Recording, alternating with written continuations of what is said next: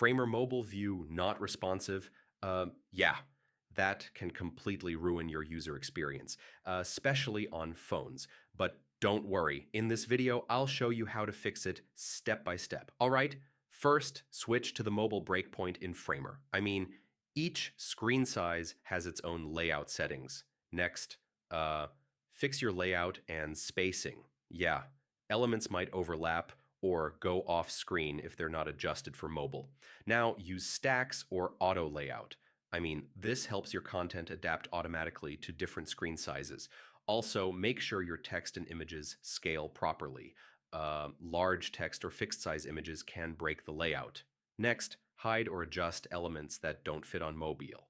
Yeah, not everything from desktop needs to show on smaller screens. Now test your design in preview mode.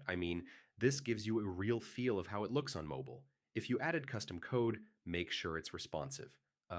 Some scripts can break layouts on mobile. Finally, republish your site after making changes. Yeah, this ensures everything updates properly. So yeah, that's how you fix Framer mobile view not being responsive.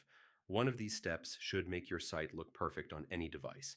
If this helped, you know, drop a like, and I'll see you in the next one.